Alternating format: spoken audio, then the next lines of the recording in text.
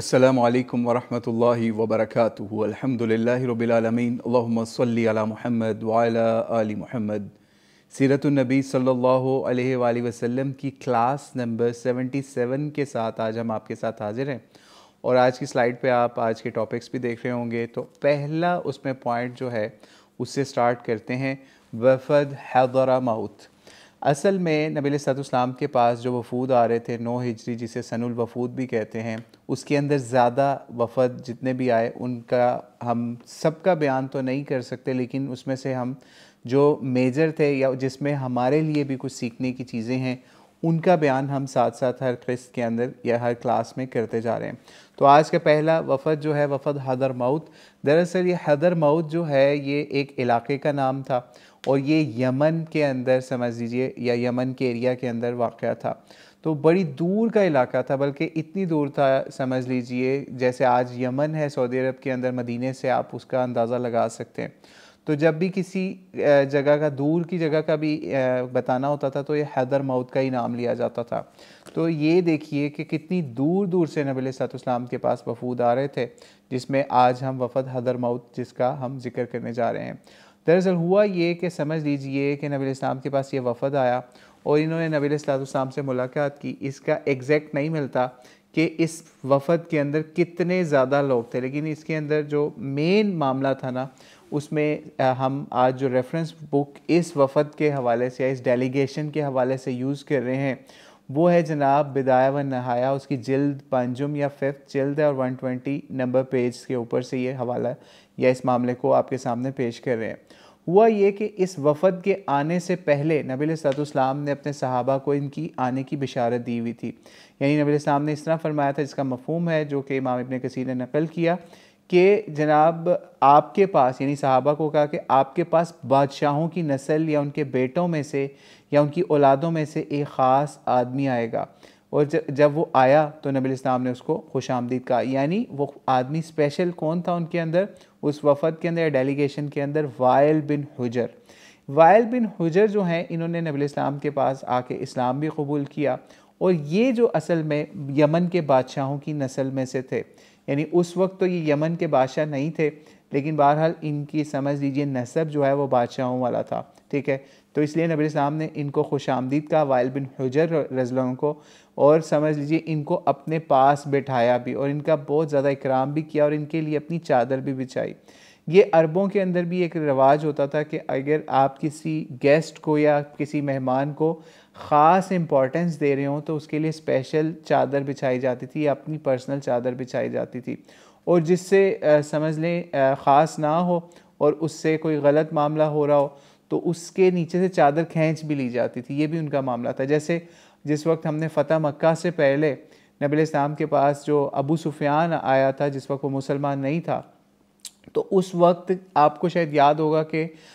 उनकी जो बेटी उम्मे हबीबा थी उसने क्या मामला किया था, चादर के हवाले से या फिर नबी अलैहिस्सलाम के बिस्तर के ऊपर बैठने के हवाले से। तो इससे पता चलता है कि अरबों के यहाँ ये रवाज था इस तरीके से कि किसी को ज़्यादा प्रोटोकॉल देना होता था तो उसके लिए अपनी चादर बिछाई जाती थी। जैसे नबी अलैहिस्सलाम ने वाइल बिन हुजर रज़ियल्लाहु के सामने या उनके लिए स्पेशल प्रोटोकॉल के तौर पे अपनी चादर उनके आगे रखी और नबी अलैहिस्सलाम से फिर इनकी बातचीत भी हुई और ये खैर मुसलमान भी हो गए। फिर नबी अलैहिस्सलाम ने इनके साथ एक मामला ये किया कि इनको वहीं हदर मौत का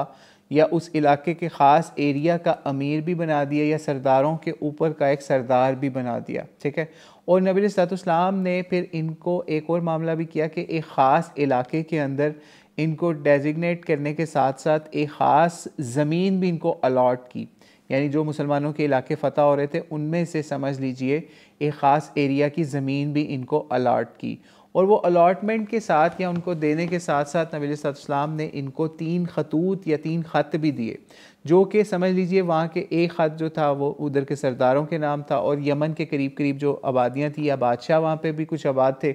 उन लोगों के नाम भी एक ख़त लिख के इनके हाथ भेजा। और इसके अलावा मुहाजिर बिन नबी उमैया के लिए भी एक ख़त भेजा। तो नबी इस्लाम ने इनको एक ख़त भी दिए और इसके साथ साथ इनको जब एक ज़मीन का भी कोई टुकड़ा या कोई एरिया डेजिग्नेट किया तो उसको उसकी निशानदेही करवाने के लिए हज़रत माविया रज़ियल्लाहु को भी इनके साथ भेजा कि ये आपके साथ जाएं और ये आपको बता के आएँ कौन सी ज़मीन वाला मामला है। और जब ये उनके साथ वापस जा रहे थे, यानी नबी इस्लाम के पास रहे, तरबियत हुई, सारा मामला हुआ, उसके बाद ये वापस जा रहे थे जब अपने इलाके की तरफ, या वो ज़मीन, ख़ास ज़मीन जो नबी इस्लाम ने इनको अलॉट की थी या इनको दी थी, तो रस्ते में एक ये मामला हुआ कि एक ही ऊँट था और जो जिसके ऊपर ये बैठे हुए थे, और हज़रत माविया इनके साथ पैदल पैदल चल रहे थे, यानी कि इनके साथ सवारी के साथ, उनके पास सवारी भी नहीं थी, वो इनके साथ ही जा रहे थे। तो रास्ते में कहीं पे धूप या गर्मी वाला भी मामला आया, तो हज़रत माविया ने कोशिश की कि ये इनके साथ बैठ जाएं सवारी के ऊपर, लेकिन इन्होंने उनको फिर हज़रत माविया को डांट दिया या उनको तंबीह की कि तुम्हारा नसब या तुम्हारा मामला इस तरह का नहीं है कि तुम बादशाहों की नस्ल के साथ बैठ सको, ठीक है। तो अभी ये समझ लीजिए इनकी बहुत ज़्यादा अच्छे तरीके से तरबियत या उस तरह का मामला नहीं था। नहीं तो हमें इस मामले से यही पता चलता है कि नबी अलैहिस्सलाम इस हवाले से कोई मामला ऐसा नहीं करते थे। जैसे फ़तह मक्का के मौके के ऊपर भी नबी अलैहिस्सलाम ने अपनी सवारी के ऊपर किस तरीके से एक ग़ुलाम ज़ादे को भी, जो अरबों के यहाँ ग़ुलाम समझा जाता था, उसको भी बिठा के वहाँ पे समझ लीजिए मक्के में एंट्री भी की। फिर इसी तरीके से खाने काबे के अंदर भी लेके गए। हज़रत बिलाल रज़ों को कितना प्रोटोकॉल दिया कि उनको काबे के पास जाके अज़ान देने के ऊपर भी किया। तो इसलिए इन्होंने खैर हज़रत माविया को डांट दिया कि आप बादशाहों के लेवल के नहीं हो, तो इसलिए आप जो है ऐसे ही चलते रहो साथ साथ। तो इस पे ये भी मामला फिर लिखने वालों ने लिखा या हिस्टोरियंस ने लिखा कि जिस वक्त हज़रत माविया ख़लीफ़ा बने या बादशाह बने या फिर उनके हाथ में हुकूमत आ गई नबी इस्लाम के काफ़ी अरसे बाद, यानी 4 खुलफा के बाद या 5 खुलफा के बाद, तो उस वक्त फिर एक मरतबा यही वाइल बिन हुजर रज़ियल्लाहु हज़रत माविया के पास आए। तो हज़रत माविया ने फिर उनको वो बात याद करवाई कि आपने मेरे साथ इस तरह का मामला किया था। तो खैर ये काफ़ी शर्मिंदा भी हुए और इनके बारे में ये भी आता है कि इन्होंने यही सोचा कि मैं इनको काश मैं या इनके साथ हज़रत माविया के साथ ऐसा मामला उस वक्त ना करता, ठीक है। तो हज़रत माविया ने खैर इनका इकराम भी किया या फिर इनको अपने साथ अच्छी जगह पे भी बिठाया वाइल बिन हुजर को। इससे भी पता चलता है जिस तरह नबी अलैहिस्सलाम ने इनको अपने साथ बिठाया था वाइल बिन हुजर रज़ियल्लाहु को, इसी तरीके से हज़रत माविया ने भी फिर वही मामला किया कि इनको अपने करीब बिठाया और इनके साथ बड़ा हुस्न सलूक के साथ पेश आए। तो इससे हमें एक चीज़ ये भी समझ में आई कि हम भी अगर किसी के साथ कोई मामला करें, किसी का इकराम करें, तो हमें अल्लाह की रज़ा के लिए खालिस करना चाहिए। हो सकता है कि कल को हमारा वैसे भी दुनियावी लिहाज से उस बंदे से पाला पड़े, जब हम या फिर वो बंदा ऐसे मकाम पे हो जिसके साथ हम अच्छा या बुरा सलूक कर रहे हैं, तो उस वक्त फिर हमें शर्मिंदगी वाला मामला ना फेस करना पड़े, ठीक है। और इसके साथ साथ हमें एक चीज़ और भी इसमें समझ हमें आई कि हमें जो है ना नबी अलैहिस्सलाम ने जो तरीके सिखाए हैं उन पे ज़्यादा फोकस करना है। यानी अगर लेट से कोई सहाबी से कोई ऐसा अमल हो जाता है, जैसे वाइल बिन हुजर अभी नए नए मुसलमान हुए और उन्होंने हज़रत माविया को प्रोटोकॉल इस हवाले से नहीं दिया कि उनको अपनी सवारी पे सवार कर लेते, बल्कि उनको नीचे ही पैदल चलने पे मजबूर कर दिया या उनको डांट पिला दी, तो हमें इस मामले के ऊपर सहाबा की इत्तबा नहीं करनी, बल्कि हमें असल इत्तबा करनी है नबी अलैहिस्सलाम की, कि वो किस तरीके से अपने सहाबा के साथ, अपने अहले बैत के साथ अच्छा सलूक करते थे। हमें इस मामले के अंदर उनको ही देखना है। तो असल काबिल इत्तबा जो है वो नबी अलैहिस्सलाम है, और वो सहाबा और अहले बैत भी हैं जो नबी अलैहिस्सलाम को फॉलो करते हुए हमें नज़र आते हैं, ठीक है। तो इसी तरीके से अब हम आज के दूसरे पॉइंट के ऊपर चलते हैं, वफ़द अज़द, ठीक है। ये जो अज़द का वफ़द था ना, या अल अज़द भी कहते हैं इसको, ये भी समझ लीजिए यमन वाली साइड का एक मारूफ कबीला था जिनके लोगों को के नाम के साथ अल अज़दी भी लगता था, ठीक है। जिन सहाबा के नाम के साथ अल अज़दी आए वो समझ लें उनका ताल्लुक जो है वो अज़द कबीले के साथ ही हुआ करता था, ठीक है। तो नबी अलैहिस्सलाम के पास ये कबीला भी आया, समझ लीजिए नबी इस्लाम से मुलाकात की और इस्लाम भी इन्होंने कबूल किया। इसका जो हमने रेफरेंस इसके लिए यूज़ किया वो सीरत इब्ने हिशाम का जिल्द नंबर 3 और सफ़ा नंबर 222 का। तो यहाँ पे पता चलता है कि नबी इस्लाम के पास इसमें एक ख़ास शख्स भी थे जिनका नाम समझ लीजिए सुर्द बिन अब्दुल्ला अल अज़दी था, ठीक है। ये नबी इस्लाम के पास आए, आपकी खिदमत में हाजिर हुए, इस्लाम कबूल किया। इनके साथ कबीला अज़द के बहुत ज़्यादा लोग भी थे, उन्होंने भी इस्लाम कबूल किया और नबी अलैहिस्सलाम ने इन्हीं को यानी अब्दुल्ला अल अज़दी को अब्दुल्ला अल-अज़दी को भी समझ लीजिए इनका अमीर बनाया या इनका सरदार मुकर्रर कर दिया। तो हज़रत अब्दुल्ला अल-अज़दी की बड़े अच्छे तरीके से तरबियत की ताकि ये अपने इलाके के अंदर जाके अच्छे तरीके से इस्लाम की खिदमत सर अंजाम दे सकें और अच्छे तरीके से अमारत का, रियासत का काम जो है वहाँ पे यमन के उस ख़ास पार्ट में अल-अज़दी कबीले के अंदर संभाल सकें। और एक और काम हुआ, वो नबी अलैहिस्सलाम ने इनको फिर इस्लाम कबूल करने के बाद, तरबियत करने के बाद जब वापस रवाना किया तो नबी अलैहिस्सलाम ने इनको कहा कि अब आपने जब वापस जाना है तो आपने वहाँ पे जिहाद भी करना है, और जिहाद उन लोगों से करना है जो आपके करीबी कबाइल हैं, यानी करीब करीब के जो इलाके हैं यमन वगैरह के, वहाँ पे आपने जिहाद करना है, ठीक है। और वहाँ पे आपने यानी अल्लाह के रास्ते में कोशिश भी करनी है और जंग भी करनी है, ठीक है। फिर इन्होंने क्या किया, ये जब अपने इलाके में वापस पहुँचे तो वहाँ पे फिर इन्होंने वहाँ से कुछ फासले के ऊपर एक शहर था जिसको जुरश कहते हैं। जुरश बड़ा समझ लीजिए आज के दौर में वो उर्दन के अंदर शुमार होता है, लेकिन उस वक्त बड़ी रियासत थी यमन की, तो इस वजह से उसके अंदर कंसिडर किया जाता था। तो जो जुरश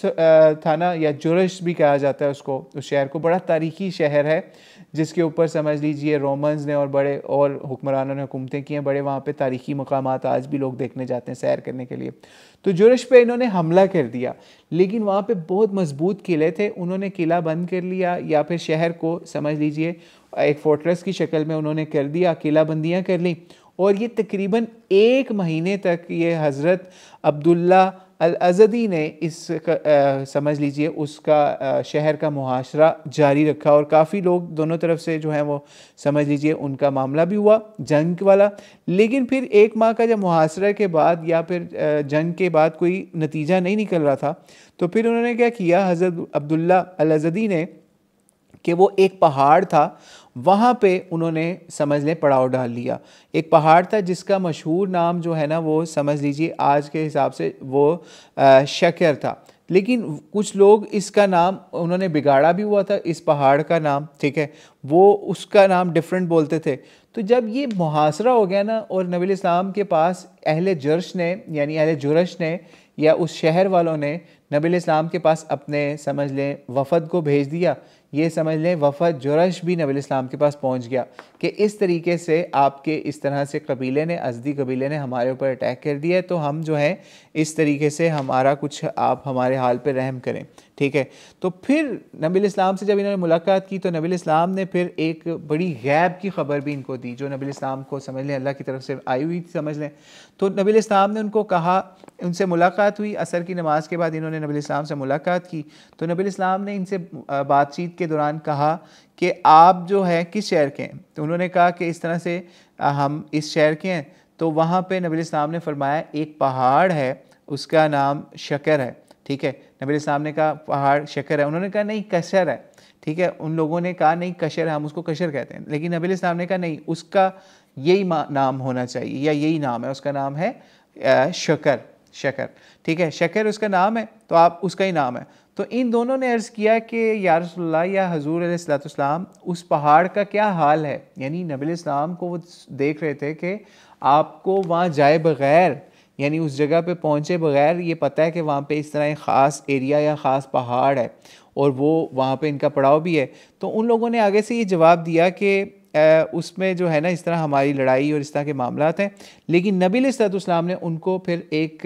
समझ लीजिए एक गैब की ख़बर इस तरह से बताई कि आपने कहा कि इस वक्त यानी उस पहाड़ के बारे में जब इन लोगों ने पूछा कि उस शकर पहाड़ के बारे में, तो नबी अलैहिस्सलाम ने कहा इस वक्त उस पहाड़ के करीब खुदा के ऊँट ज़िबा हो रहे हैं, ठीक है। ये दोनों इस बात को सुनकर बैठ गए, यानी इनको नहीं समझ आई कि नबी अलैहिस्सलाम ने क्या बात की है। तो वहाँ पे हज़रत अबू बकर या हज़रत उस्मान, इन दोनों में से कोई एक सहाबी थे, तो उन्होंने कहा कि ये तुम्हारी कौम की हलाकत की खबर दी है नबी अलैहिस्सलाम ने, यानी तुम लोग समझ रहे हो कि वहाँ पे तुम लोग जीते हुए हो या फिर कोई ऐसा मामला हो रहा है, लेकिन नबी अलैहिस्सलाम ने यही बताया कि तुम लोगों का वहाँ बुरा हाल है, तुम्हारी कौम हार चुकी वहाँ पे और ये तुम्हारी हलाकत है। अब तुम ऐसा करो नबी अलैहिस्सलाम से दुआ करवाओ कि तुम्हारी कौम के ऊपर ये हलाकत उठा ली जाए और तुम्हारा मामला ठीक हो जाए। खैर उन्होंने ऐसे ही किया, नबी अलैहिस्सलाम से फिर दुआ करवाई। तो नबी अलैहिस्सलाम ने फिर दुआ की कि ए खुदा इस हलाकत को इनके ऊपर से उठा ले, और फिर रावी ये कहता है कि फिर जब ये दोनों नबी अलैहिस्सलाम के पास जो वफ़द आया था अहले जुरश का, वो जब वापस गए तो उनको ये बात पता चली कि उसी दिन जिस दिन नबी अलैहिस्सलाम से इनकी मुलाकात हुई थी, उसी दिन इनके शहर के ऊपर जो है वो समझ लें हज़रत अब्दुल्ला अल-अज़दी ने या सर्द बिन अब्दुल्ला अल-अज़दी ने हमला किया था और उनकी कौम के बहुत सारे लोगों को उन्होंने कत्ल भी कर दिया था। और ये उसी दिन हुआ था जिस दिन नबी अलैहिस्सलाम ने उनको पहले से इस बात की खबर दे दी थी कि आपकी कौम के ऊपर इस तरह हलाकत वाला मामला है।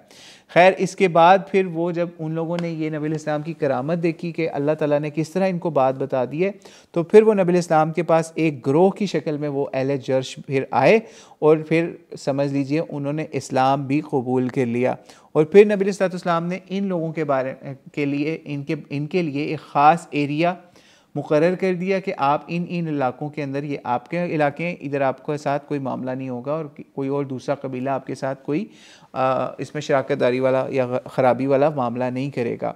इससे भी हमें ये पता चल गया कि अम्बिया को या नबी अलैहिस्सलाम को किस तरीके से अल्लाह ताला गैब की ख़बरें भी दे दिया करता था। अगर हम नबी को देखें तो नबी का मतलब यही होता है कि गैब की खबर देने वाला, ठीक है। लेकिन उसमें अगर हम इस मामले के ऊपर इस लेवल पे चले जाएं कि नबी अलैहिस्सलाम हर गैब का इल्म रखते थे, हर गैब का ये ऐसा मामला था कि अल्लाह की वही के बगैर भी वो गैब का बता दिया करते थे, तो ऐसी बात नहीं है। ऐसा दावा कभी नबी अलैहिस्सलाम ने नहीं किया। तो इसलिए हमें भी नबी अलैहिस्सलाम की सुन्नत से यही चीज़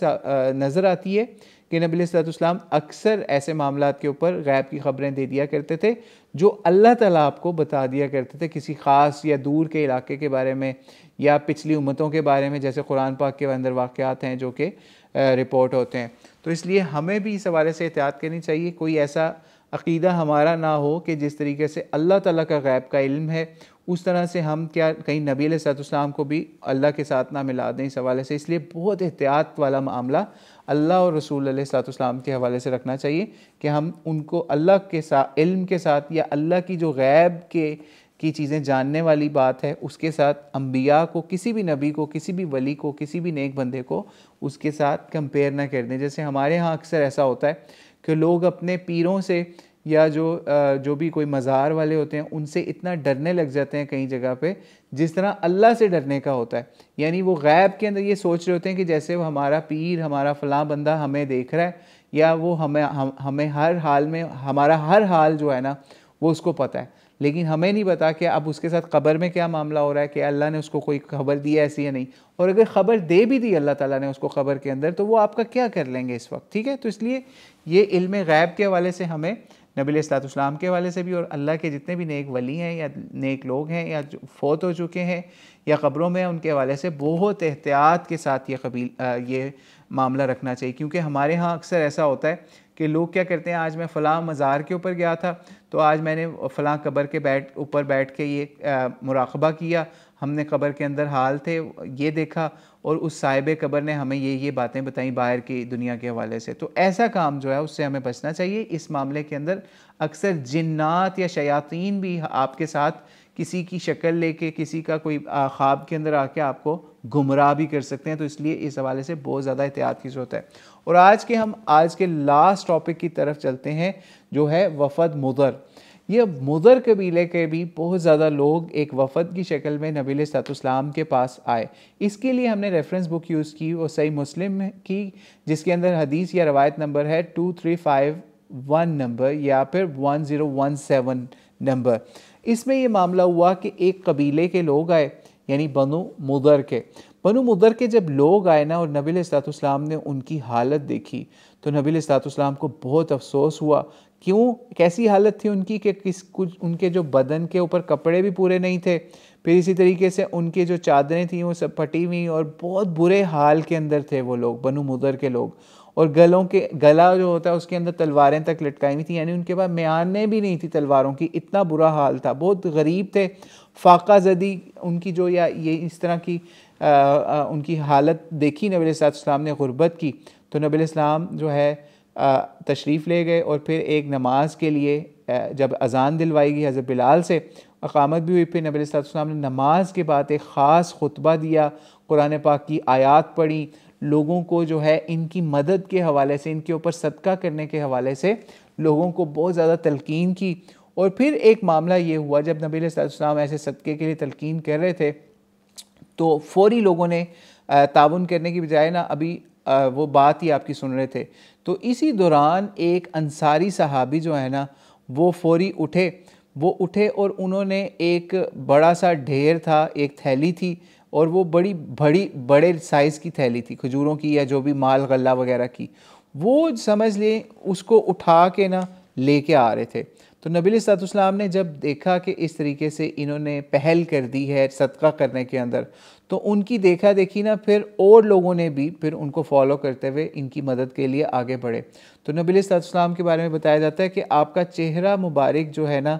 वो इतना रोशन और दमक रहा था ना खुशी के साथ कि जैसे सोना होता है, गोल्ड की तरह नबी अलैहिस्सलाम का जो चेहरा है वो चमकने लग गया कि नबी अलैहिस्सलाम देख रहे हैं। इससे पता चलता है कि सहाबा की हालत नबी अलैहिस्सलाम से देखी नहीं जाती थी कि किस तरीके से एक कबीले के लोग आए हैं, अभी पहली मुलाकात है और कितने गरीब हैं और उनकी हालत के ऊपर नबी अलैहिस्सलाम इतने अफसरदा हुए हैं। लेकिन जब दूसरे सहाबा ने बढ़ के उनकी मदद की तो आपने क्या फरमाया उसके ऊपर? आपने फरमाया कि जिसने इस्लाम में कोई अच्छा तरीका राइज किया तो इसके लिए इसका अजर है, और इन जैसों ने जिसने भी उनको फॉलो भी किया तो उसके अभी अजर इनको मिलेगा, लेकिन जो दूसरे लोग इनको फॉलो करने वाले होंगे उनके सवाब के अंदर कोई कमी नहीं आएगी। औकमा क़ाल। इससे हमें यह भी पता चला कि नबी अलैहिस्सलाम किस तरीके से लोगों को एक छोटा सा अमल देखने में जो बज़ाहिर बहुत छोटा है कि कुछ एक थोड़ा सा गल्ला लेके उनकी या खाने का सामान लेके उनकी बनु मुदर के कबीले के लोगों की गुरबा की मदद करने कैसे बढ़े हैं एक सहाबी, तो उनके पीछे पीछे जिसने भी उनको फॉलो किया उनको भी नबी अलैहिस्सलाम ने किस तरह से प्रेज़ किया, और जो पहला उठा उसको भी नबी अलैहिस्सलाम ने कितना प्रेज़ किया। यहाँ पे हमें रुक के एक बात समझनी चाहिए, वो ये कि इससे हमें एक चीज़ पता चलेगी कि जो इस्लाम के अंदर पहल करेगा ना, या नेकी के अंदर जो भी पहल करेगा या कोई नेकी का कोई नया रास्ता निकाल लेगा, तो उससे समझ लीजिए उससे जो भी आगे फॉलो भी करेगा उसका भी सवाब जो है वो पहल करने वाले को मिलेगा। जैसे एक सहाबी ने पहल की सदका करने में, तो नबी अलैहिस्सलाम ने उनको ये फरमा दिया कि इस तरीके से जो भी नेक काम के अंदर या अच्छे तरीके के अंदर पहल करेगा उसको जो है वो बाकियों का भी सवाब मिलेगा, ठीक है, और बाकियों के सवाब के अंदर भी कोई किसी किस्म की कमी नहीं आएगी। फरमाया गया वमन सन्न फिल इस्लाम सुन्नतन सय्यिआ, और जिसने कोई बुरा तरीका भी निकाला, ठीक है, यानी अगर किसी ने इस्लाम में किसी बुरे तरीके की इजाद कर दी या इब्तदा कर दी तो इसका बोझ भी जो दूसरे लोग उसको फॉलो करेंगे उनके ऊपर भी इसका बोझ भी आएगा। यानी एक उसूल कायम हो गया कि अगर आप नेकी करेंगे और उस नेकी को करते हुए दूसरे लोग भी मोटिवेट होकर नेकी करेंगे तो उसका सवाब अजर आपको भी उसमें से मिलेगा और उनके दूसरों के सवाब में कमी नहीं आएगी। और इसी तरह कोई बुराई करेगा, ठीक है, उसका भी गुनाह जो है उस बंदे के खाते में जाएगा जिसने पहली दफ़ा उस बुराई को किया होगा। जैसे हज़रत आदम अलैहिस्सलाम के एक बेटे ने दूसरे को कत्ल किया, हाबिल काबिल वाला मामला हुआ, तो हमें रवायतों में मिल जाता है कि क़यामत तक जितने भी कत्ल होंगे, क्योंकि उसने एक नया तरीका निकाला था मारने का किसी को, ठीक है, या पहला कत्ल था, तो जितने भी कत्ल होंगे क़यामत तक उसमें सब का पे कत्ल का एक एक हिस्सा जो है ना उनके एक बेटे को भी मिलता रहेगा, यानी गुनाह का, क्योंकि उसने एक ये नया तरीका निकाला था गुनाह का। तो इसलिए हमें भी इस हवाले से बहुत एहतियात करनी चाहिए। अब इसका ये मतलब नहीं है कि इस रवायत को पकड़ के हम कोई ऐसे नए तरीके ईजाद करने लग जाएं। फॉर एग्ज़ाम्पल बंदा कहे कि हम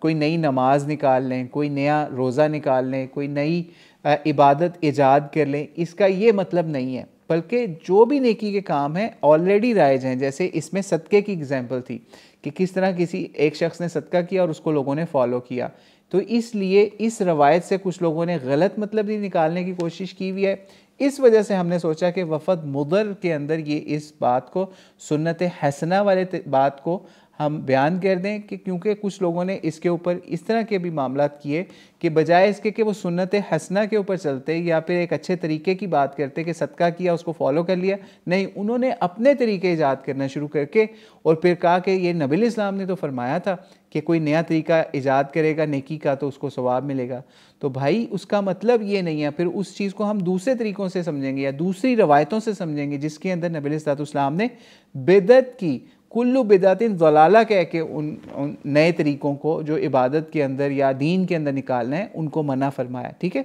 तो हर चीज़ हर रवायत अपनी जगह पे है। इस रवायत से हमें पता चल गया कि इसके अंदर सुन्नत हसना का जिक्र है, ना कि बिदत हसना का जिक्र है। ठीक है, तो इसलिए बिदात से या नए नए तरीके जो दीन के अंदर लोग निकालते हैं, ईजाद करते हैं, उनसे हमें बचने की ज़रूरत है और नबी अलैहिस्सलाम की सुन्नत को फॉलो करने की ज़रूरत है। उम्मीद है आपको काफ़ी चीज़ें आज समझ आई होंगी। अल्लाह ताला से दुआ है अल्लाह ताला हमें सीरत को समझ के पढ़ने की और इस पे अमल करने की और आगे लोगों तक पहुँचाने की तौफ़ीक़ अता फ़रमाए। वल्लाहु आलम बिस्सवाब। अस्सलामु अलैकुम वरहमतुल्लाहि वबरकातुहू।